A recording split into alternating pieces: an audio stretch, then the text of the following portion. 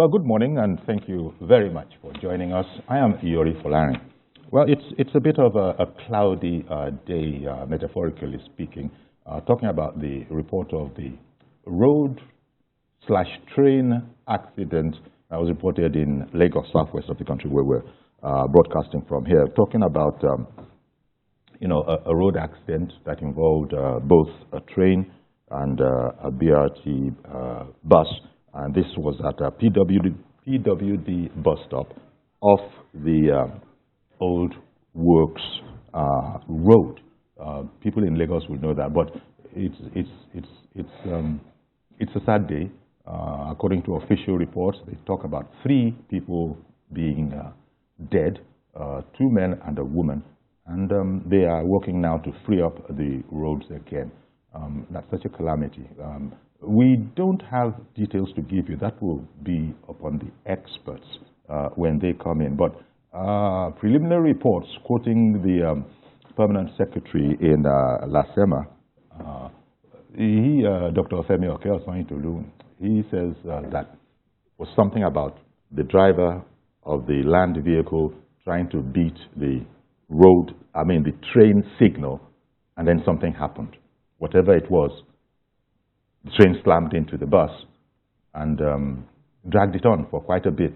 Reportedly, the brakes had been activated from Ikeja, but, the momentum or whatever it was still carried the train right up to that PWD area where this bus made that unfortunate mistake of trying to beat the train signal. But that's just something we couldn't but talk about that as it had happened. When the experts come around, they'll tell us exactly what is going on. But preliminary reports say that 3 have been reported dead. That's the official position, quoting Dr. Femi Okeosanyitolu. But other people said that they have been told by police sources that there were up to 4. We don't know. Now, that's one thing. Let me introduce my guests to you quickly, although maybe I should lay down the line of conversation. We're going to be talking about the 2023 elections and matters arising.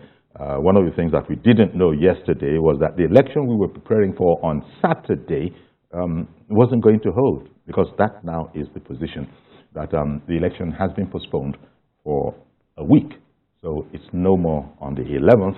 You put 7 days on top of that, and then you have the 18th of March. That's when the election is now going to be held for a number of reasons.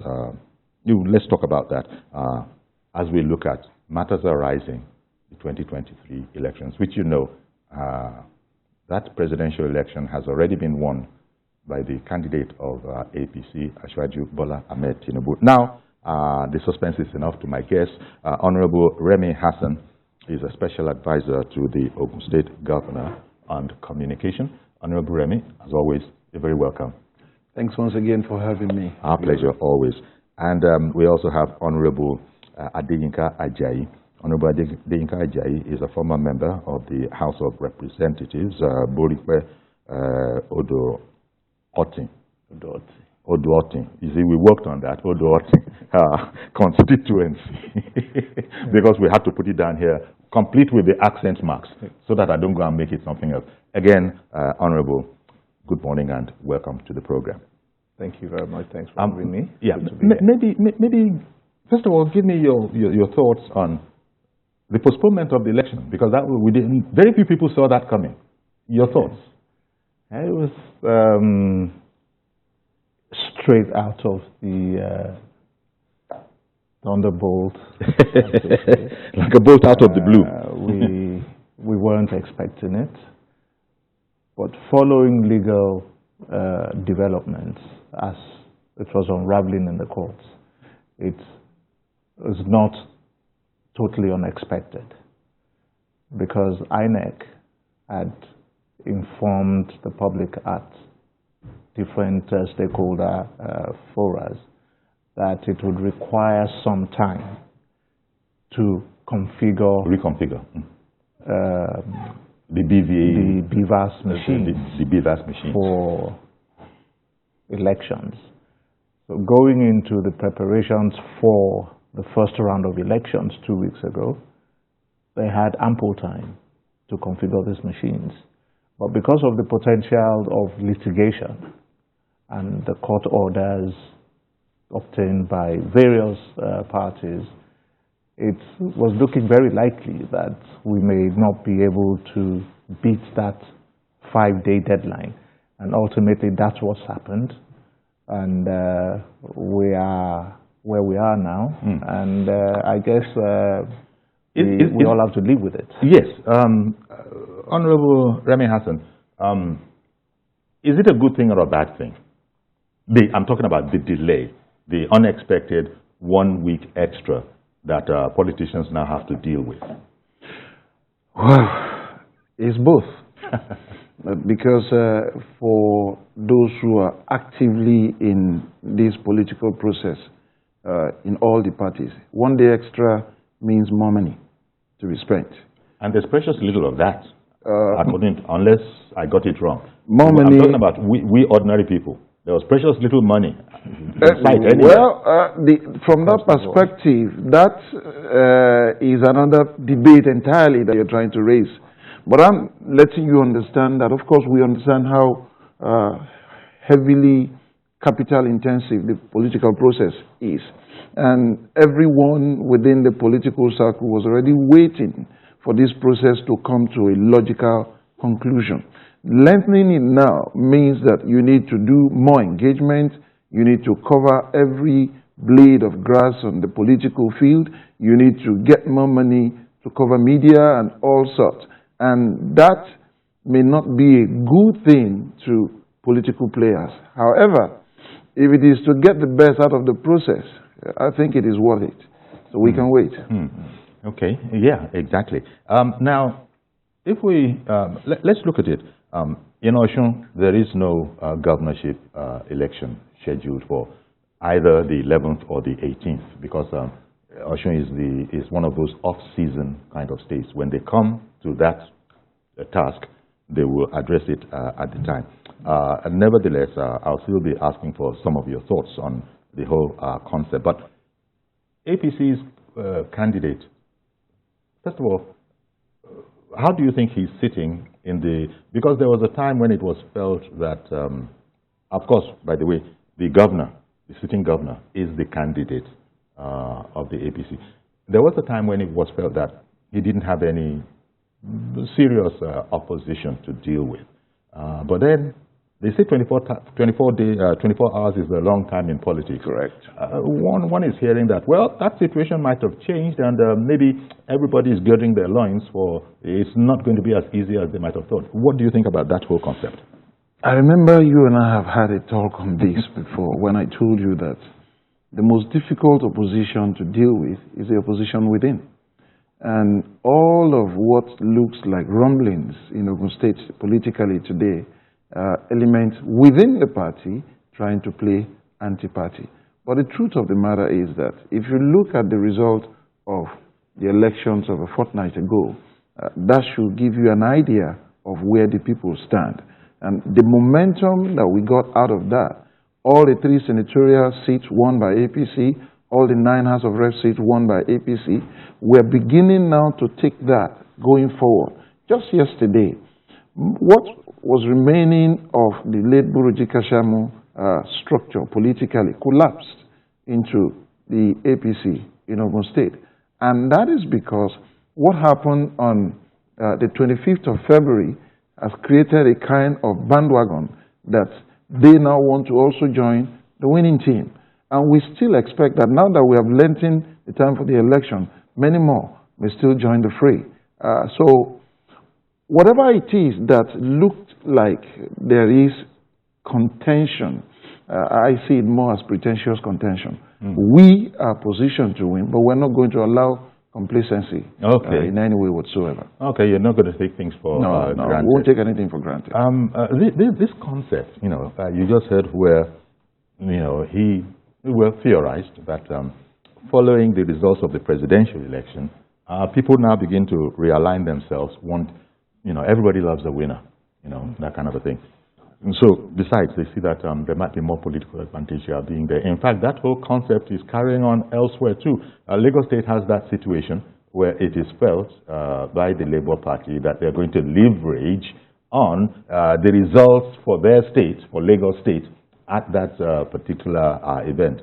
And that if you go by that, there's no reason why Labour has vowed to take over Lagos, for example. That was just a bit of additional information. But this whole concept of,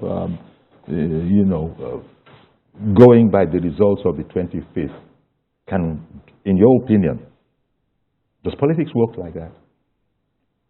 Well, historically, politics does work that way. You can take one result and, intelligently extrapolate it. In the history of Nigerian politics and electioneering, okay, it's clear that people tend to swing in the direction of the winning party.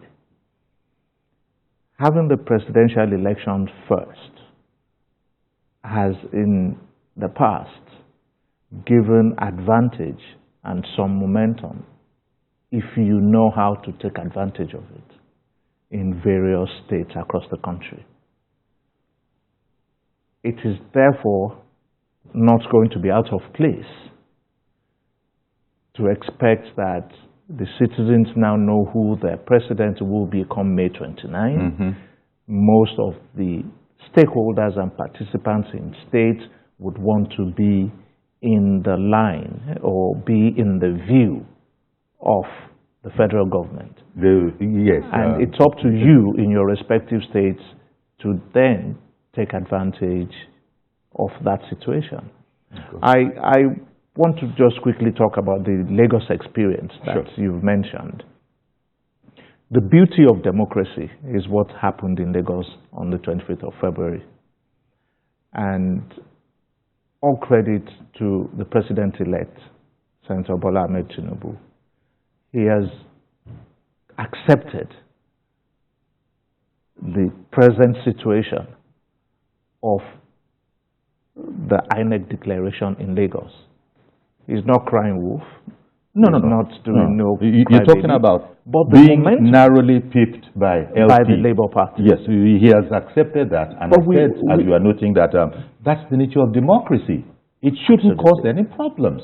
Ashwaju did win, in the Southwest generally, but Lagos is one of the states in the Southwest, and there was a narrow pipping of the LP of Labour Party. But the dynamics have changed. The factors that led to the events of the 25th are clear. They're not ambiguous. They're not, you don't need a crystal ball to break it down into various components. When you say the dynamics have changed, how do you mean? Leading to that election, for example, there's so many dynamics leading into the previous election.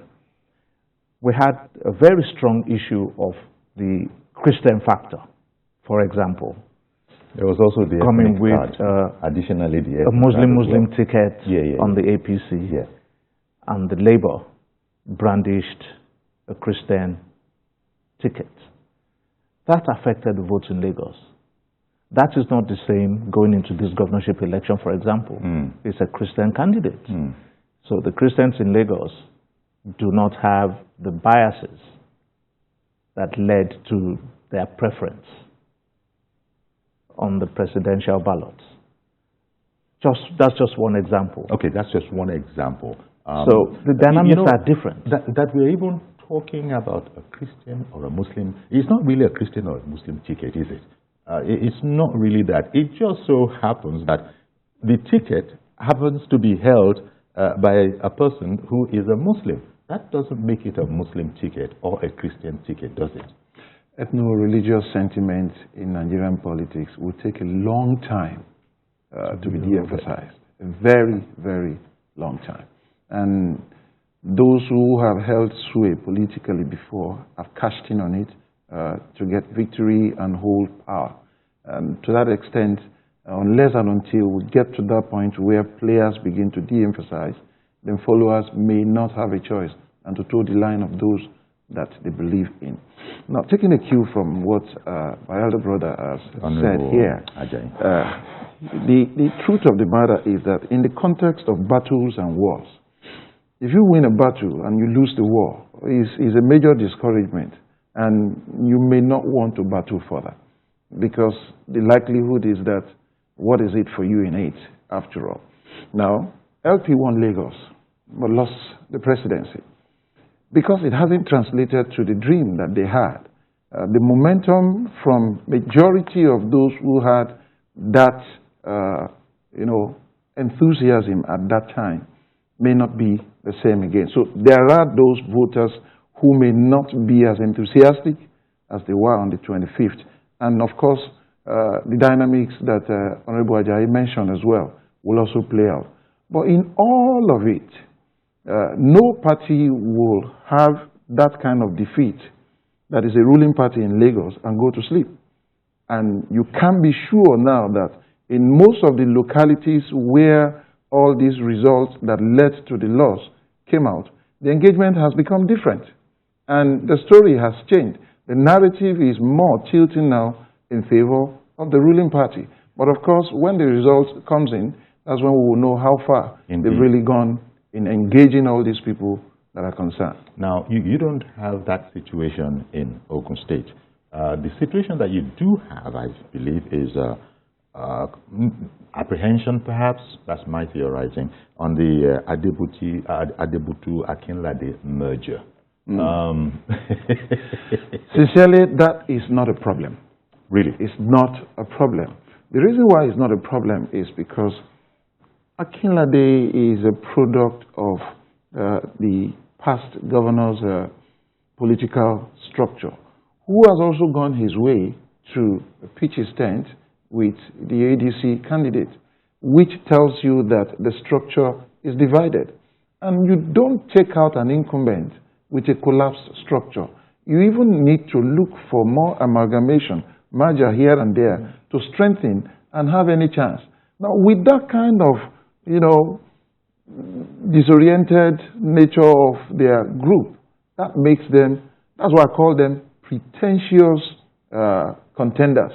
They are seeming to contend, but the truth is that they are not in actual contention. But of course, the process will run its course before we will say we have won. But all that needs to be done, we are doing, we have done, we will yet do, even to ensure that victory does not slip out of our hand. It's for us to lose, and we're not willing to lose. Well, exactly. That, particularly that point about, look, whatever happened, politicians will have examined it. They would have discerned exactly where the issue or the problem was coming from, and would then likely strategize, which doesn't mean that the opposition that is riding on the wave that it is riding on will also go to sleep. But everything depends on what the issues are, and that's the sense in which perhaps Lagos is different. The issues in contention in Lagos, not all of those issues are really idyllic. When you have political contestations, it might be about ideas, it might be about projects, policies, but it's none of that. It's none of that in the situation that Lagos finds itself in. And it's just gone back to what he said, that, ethno-religious aspects of our politics will take some time to shift. You agree with that? Absolutely. I do agree with that. And it's very clear, again, if you look at the history of our country, that we have increasingly, especially in the Fourth Republic, started to play ethno-religious cards going into elections. It's that's not a good thing. Good for the polity. It's not the way to go, but unfortunately that is our reality. And I believe that the kind of experience and the outlook of our incoming president, Senator Bola Ahmed Tinubu, I believe that he's going to consciously and deliberately begin to find a way to change the orientation. You know, as they say, there's a gap between policy and the result. I believe that, and I sincerely believe so, that the incoming president would deliberately begin to initiate policies that would change the orientation, because that is the way to go. It is divisive and it's dangerous for us as a nation. And I think so too. Most, you know, how do they put it? Right-thinking members of society or public also think so. Because when you look at the elections results, I mean, it was in the north that Tinubu really had his ticket handed to him, when you look at it properly. So, I don't know. That, first of all, he's not one of them in that way. We're not talking about the ethnic card in that sense there. He's not one of them in that regard. But it didn't matter. It didn't matter. As a matter of fact, Asiwaju Bola Ahmed Tinubu had 25% of the vote in all the geopolitical zones. There is no geopolitical zone where he did not score that, which makes his mandate to have the real national spread that the Constitution intends. Now, the onus is on him, which the Honorable has rightly said, to change the narrative that ethno-religious sentiment, as much as we hold dear to our ethnicity and our religion, shouldn't be the basis for deciding on political matters. It is not helping us. It has set us back a lot, and it will not even add any value to us going forward. And that should be the new chapter that the incoming administration should open. Indeed, as you say, you said, Asiwaju, you expect as the, well, apart from the president, as the leader of the party, would, you know, be on this particular issue. In fact, he arrived in Lagos. He has arrived and intends to work on this. We've seen pictures of him, and he has started to move. But I believe I'm getting some information. YAQUB, good morning, Mr. YAQUB. Yeah, once again, it's very good morning, sir. Good morning. And good morning to your two guys. Yes, thank you. To be sincere, once again, I'm very, very happy. You know the kind of happiness you'll be when you voted for someone and then you find out that your candidate won the election. In that declaration, I've been very, very happy personally. Having said that, you're talking in relation to Asiwaju's victory at the polls. Exactly. Because it is a very, very difficult fight. Very, very difficult fight. Are you going to talk about the policy that comes at 11 hours that make it difficult for some of us that is follower of Asiwaju Bola Ahmed Tinubu to campaign our locality? Even though, you know, I always say this, me, George, Reverend Dominic and all that, we are not even made demand one by one. Although I have opportunity to see him once in 2002. You've told us that story before. But, yes. So basically, I know the kind of person he is. He's a good leader. But some people have not seen it. And then go and write this thing down, Shifiori. I said it yesterday. Some people that campaign against Asiwaju Bola Ahmed Tinubu today, come 4 years coming now, they will be the one champion is re-election. I can tell you for that, because of the kind of development we are going to have. Have we seen that again, once again, Chief? What is the fault we make us lost in Lagos State? Very small margin. I want to correct one impression, like you said earlier, that it is not totally handing the victory to him. So I disagree with this, sir. If you look at the Southwest, the kind of drop of vote goes to Asiwaju Bola who made it possible for him. We want to talk about Oyo State, we want to talk about Ekiti, we want to talk about Ondo State. What is the margin that he made us lost in Oju? Very small margin as well. And that concern of even us, lost in Lagos, especially in Alimosho. Do you know what really happened? I didn't mean that one of the person I love so much, Ajayi, Olamileke Ajayi, still remain in Lagos. If you're in, we can never lose that place. We can never. That is why Ogun State is catching up. It's catching out with Ajayi being Ogun State. Let it alone. If Yayi is not in Ogun State, you remain in Lagos State, we can never lose. That is the truth. And then in Ogun State, I believe the re-election of the incumbent governor, in fact, of the help of Olamileke Yayi, is going to make it, even though I have my reservation, we that will come from me for local government, we have never seen the kind of development we really need. But I can see, after these 2 times tenure of Ogun State governor, possibly Yayi is going to become governor of that state, and then people will see the kind of person he is. Thank you, God bless you, sir. Thank you very much. Well, since you stayed a bit in Ogun State, I'm sure Honorable Remmy Hazzan has 1 or 2 things to say. Yeah, thank you very much. YAQUB, you called his name? YAQUB. Okay. He talked about Calling in from DOPEMU. E4 local That's government. his local government, which he says he hasn't seen anything, but nevertheless... You know, E4 is one of the very large local governments that we have. And as a matter of fact, they have the longest stretch on our borderline with Lagos. As a matter of fact, the traditional E4 people are a lot far off from those residents along the border areas. So when certain developments are going on in either part of those 2 constituencies, because E4 has 2 constituencies, the traditional E4 people and those who are on the border areas, you may not appreciate what is going on either side, depending on where he resides anyway. Now, the matter is this. In E4 local government today, we have 4 roads projects, and 2 are already completed.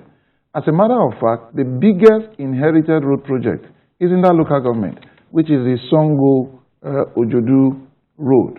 That road is costing the state almost 100% of its capital, entire capital project. But of course, and it's been left outstanding like we forever. are thinking out of the box to fund it, because if we do traditional budgeting to fund that, there will be no budget again. However, some of our contractors who have done business with the state are willing to put their money down to fund that project. And that's why if you go there now, out of the 32-kilometer stretch, about 15 have been tarred on one side, so that it will be made passable for the residents there. If he has not seen that, I will appreciate if he can take a stroll there and just appreciate what we have done. Vespa Road in E4 has been done. The single stretch along the Lagos-Abeokuta dual carriageway, which is about 800 meters, that collapsed completely, has been completely re-asphalted now to make it passable. There's other road that I can't remember the name, in the same E4 local government. The challenge with governance in Nigeria is that infrastructural deficit has widened so much that even when incumbent administrations are doing a lot, it's like a drop in the ocean, so to speak. I'm sorry, because I've been holding on to Alex, calling in from Orile. Good morning, Mr. Alex. Good morning, sir. Okay, go ahead. The problem of Lagos. Yes. Lagos is working.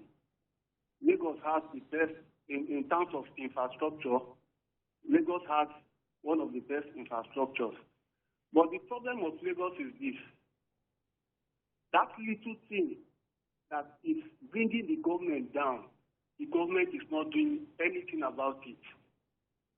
People are talking, you guys are talking about Muslim tickets. It's not all about that. It's just that little thing. If they can even do it between now and next week, no party will be able to compete with APC. That is Agbero. If I understand you, are you saying that what happened in Lagos is an internal political party problem? Is that what you're saying? That the situation... Oh, you took him off. I think I got a bit of what he was trying to say.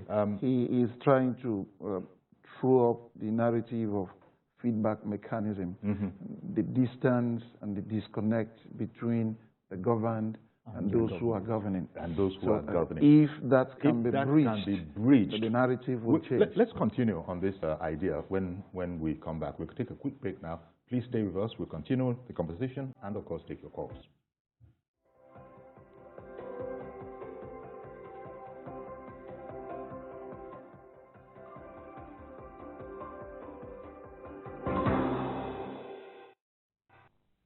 Okay, welcome back. We still have our discussants, Honorable Remmy Hazzan of APC, his special advisor to the Ogun State government, and also of APC's Honorable Adeyinka Ajayi. He is a former member of the House of Representatives in the Oduoti constituency. Actually, it's Boripe Oduoti constituency. And just before we went on that break, Alex had called in, I believe it was from Orile, and he had, sort of worked out, at least it's his position, that what happened in Lagos, for example, we're talking about, matters arising from the 2023 election. What happened in Lagos, according to Alex, who had called in, was that it's really an internal matter. And he didn't finish, unfortunately, before we didn't have that connection anymore.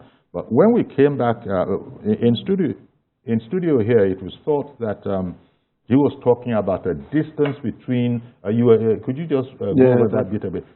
Trying to breach the gap between the governed and the government, so that the feedback can come in without anyone adding or deleting. So that you know exactly what the lie of the ground is politically. In Ogun State, for example, because we learn a lot of things from Lagos, and it's not going to be a bad idea if they also learn one or two things from us. There is an office of a governor liaison officer that covers each local government. They also have people who are ward liaison officers. They report directly to the governor. They go beyond the local government chairman, beyond the cabinet members, beyond the secretary to government, beyond even the deputy governor, and report directly to the government these things that are happening within their various local government, so that a stitch in time will truly save nine. Do you? I saw that you were nodding to most of that. Does that mean you're on the same page? Oh, yeah, absolutely. Because I remember in the not too distant past, we in Oshun had government liaison officers, at local government level, who report. Which is not the same thing as a special advisor. No, it's not. It's okay. It's these are like just like Honorable Remmy has mentioned. They're like informants, as it were. Just so that the governor is has a better view of the lie of the ground. Never mind what the newspapers are saying. Never mind what people are feeding him. These are people that are supposed to be giving the head, the governor in this case. Yes. What it does is it gives the governor raw information, unprocessed. If the information about health situation comes through the Commissioner of Health, it will be processed. If there's an environmental issue comes through, it will be processed. Exactly. These people are supposed to give raw. And do you think that was missing in Lagos for a while? Because people, assumed that Lagos being what it is, many Lagosians would have been surprised. If it's missing, it then means that it has to be put in place. If it's not missing, then those who have been assigned that role failed. It has to be, and they have to quickly address that. Exactly. Because this kind of a thing, ordinarily, it shouldn't have happened. It's the surprise part of it that I mean. It's like they would have known. What we're saying is that the mechanism, they would have known that it's likely to come here. Well ahead of time. I'm guessing, beg your pardon. I said they would have known well ahead of time that this, but I'm suspecting that this thing surprised everybody, whether governor or no governor, whether liaison or no liaison. I think it surprised everybody, and that's the sense in which some people are actually angrily alleging in Lagos. Let me say something, Uncle Yori. If you have been used to winning, you have always won. You have never had any reason to lose. You are the best candidate for complacency. So even when those noises were coming, I guess someone somewhere just decided to play deaf this thing towards it. And that's the result. But thank God that it was a battle that was lost. The war was won. So let this next stage is another opportunity to correct those wrongs and reposition Lagos for a stronger APC. I mean, the beauty of it all is that we have a candidate that is sellable. We have a candidate that we can market. The developmental strides in Lagos are evident. But if you have a disconnect between what you're doing and the people whose behalf, or on their behalf, you are working, there is obviously going to be a gap in the middle that propaganda can fill.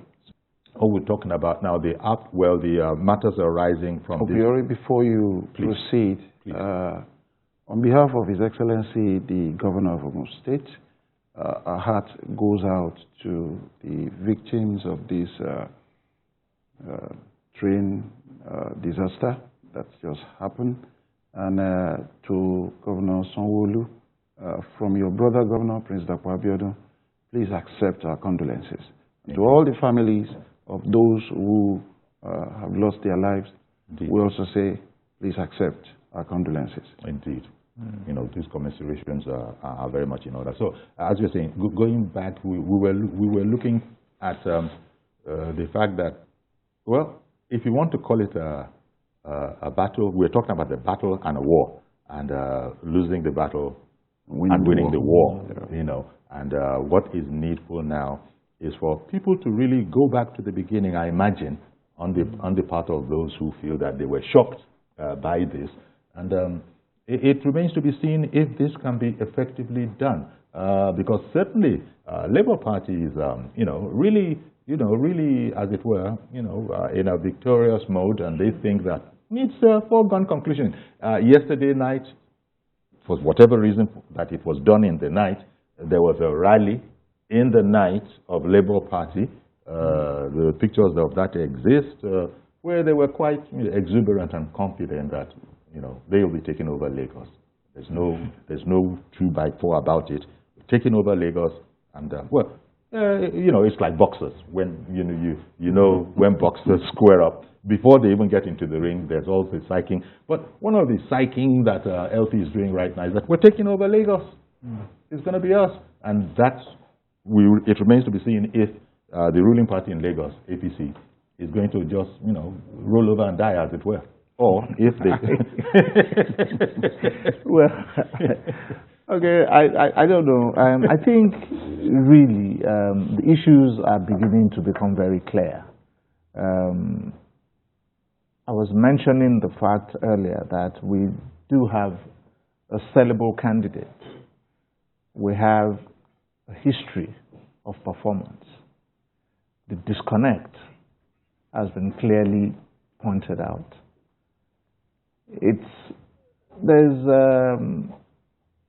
You have arrogance in the audacity of hope, and everybody's entitled. I like that. There can be arrogance in the audacity of hope. Yes. It's a time for sober reflection. What has happened in the recent times in Nigeria. And I'm happy that the president-elect made mention of that fact when he said clearly, the youth of Nigeria, I hear you. All right. Sorry to interrupt you. Let me go to Mr. George, who has called in from Ikeja. Good morning, Mr. George. Good morning, Uncle Yori. Good morning to your guests. Yes, thank you. Uncle Yori, I want to sympathize with the victims of that train incident. It's really sad. And I hope the Lagos State government takes a lesson from it, especially now that they are introducing light train. Our people are not used to so much sophisticated gadgets. In the past, they used to put a gate where there's level crossing. When the train is coming, they will lock the gate and the cars will wait behind.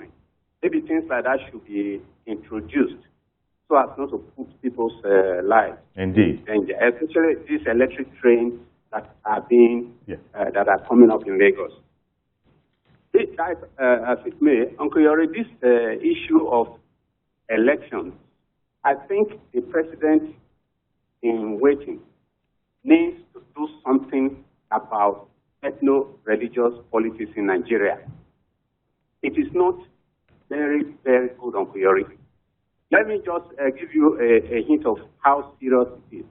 Before the presidential election, I gave myself a pet project that I'm going to talk to 1,000 Nigerians across this country that I know to convince them to vote for my candidate.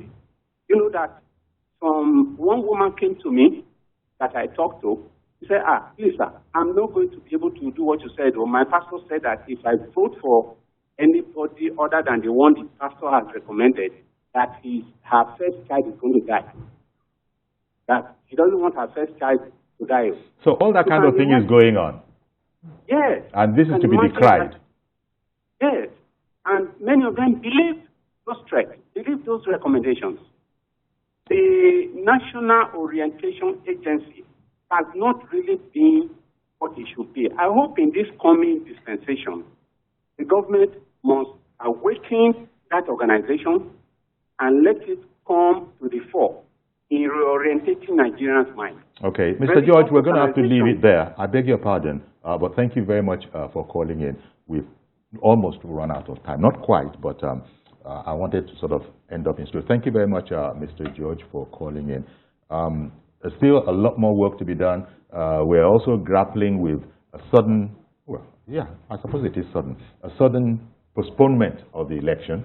Honorable Remmy has said that elections are humongously capital intensive.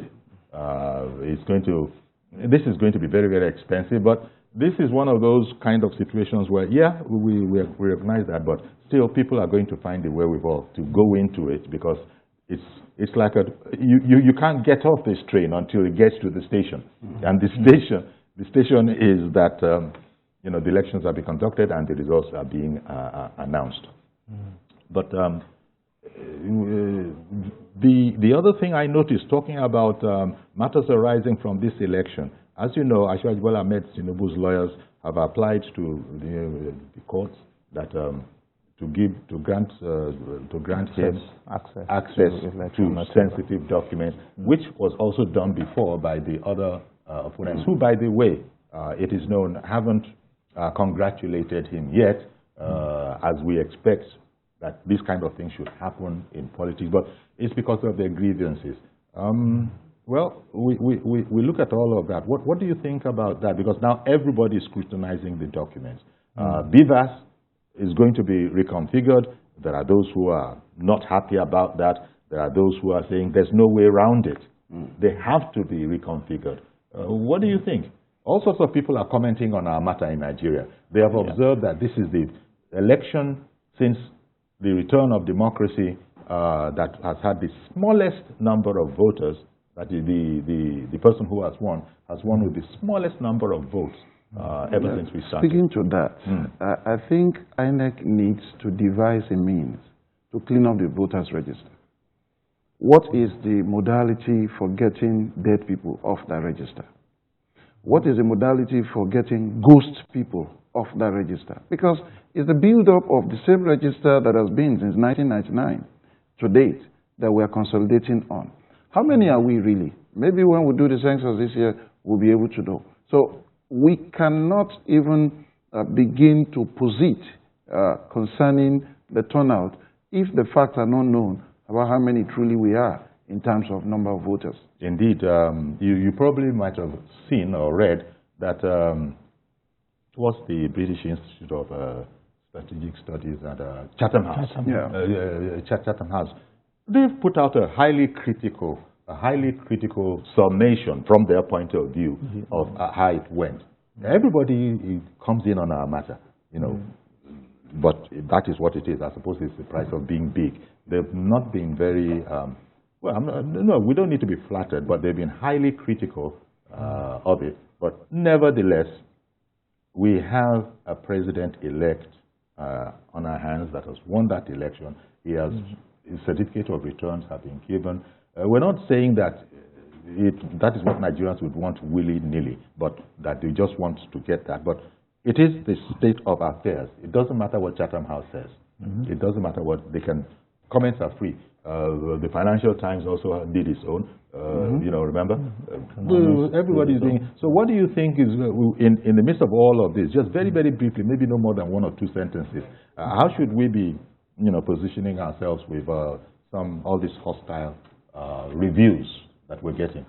Well, for me, I believe that our elections have come.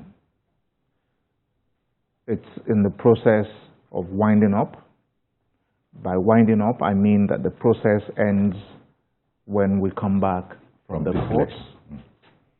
And after the courts have taken a decision, the president, at that point, has his work cut out. Okay, we're going to leave it there. Your thoughts on this whole matter about getting hostile reviews, negative reviews? I will wish that INEC on its own reduces the tendency for them to be perceived as a biased umpire. There's nothing wrong in having separate beavers machines for the two circles of election, so that you don't need to reconfigure one, especially when issues like this exactly. come up. And for us as a state, even though we haven't paid, we will say vote APC in the next election. That we are positioned to have victory, be part of that victory party. Okay. And as you said, INEC wants to get itself out of the situation where they're able to observe that INEC, you know, according to them, the harsh critics, didn't even obey its own rules, you know, and they're talking here about the instantaneous uploading, transparency, and all of that. There might be reasons, we'll talk about those at a subsequent program, but I want to thank you. Yes, I want to thank you very much, Honorable Remmy Hazzan, for coming all the way to Lagos, but then, you know, between us and Ogun here.